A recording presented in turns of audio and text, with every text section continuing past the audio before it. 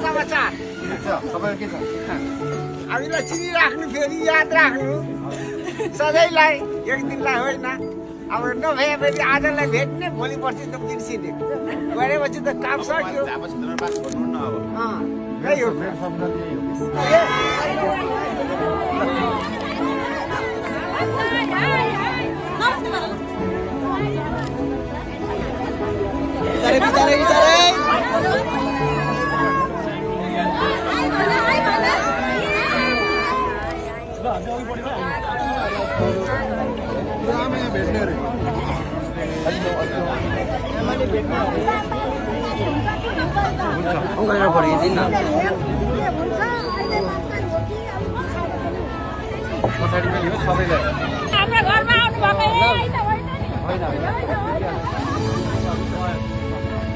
हामीले गर्छौँ भोट दिए मेरो बाबुलाई जिताउनुपर्छ एमाले कस्तो गर्यो मारेको छ बुझेका छन् त्यसलाई बचाउनुपर्छ मेरो बाबु जोगिएर हिँड्नु बाबु जोगिएर हिँड्नु मेरो राजा ल हिजोमा मरेको आमा गर्नु भने म काठमाडौँदेखि आएको एकदम हामी यो एरिया हामीले सबै जमाएको छ मेरो फोटो खिचे पनि केही छैन तपाईँलाई उसमा चाहिँ देखाएको छ मोबाइलमा चाहिँ अब काठमाडौँमा चाहिँ यसो सारा भत्काएको पनि देख्थ्यो देख्न चाहिँ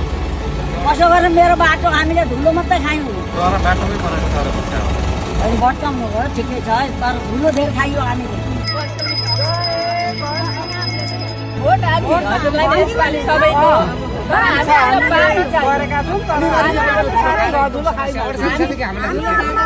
बाटो बनाउन सक्ने काम हो के तपाईहरुले यति सहमति बाँड्नु हुन्छ कि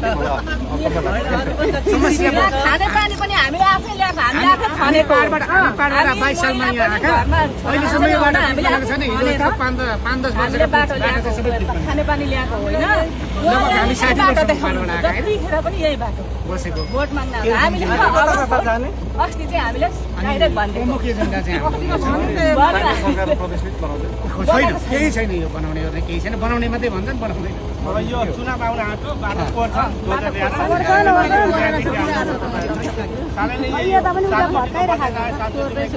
अब खेतीपाला हामीले 48 सालदेखि यहाँ चाहिँ हामीले भोट दिएको हामीले अहिले नै हुन्छ दर्ता भएका जग्गा धनीपुरले लुकेर बसेका छन् भनेको व्यक्ति अरूले लगिसक्यो हजुर आफ्नो आफ्नो जोत भाउको दर्ता भइसकेका छन् यो बाटो हेर्नु न कति छैन अहिलेसम्म यस्तो छ हाम्रो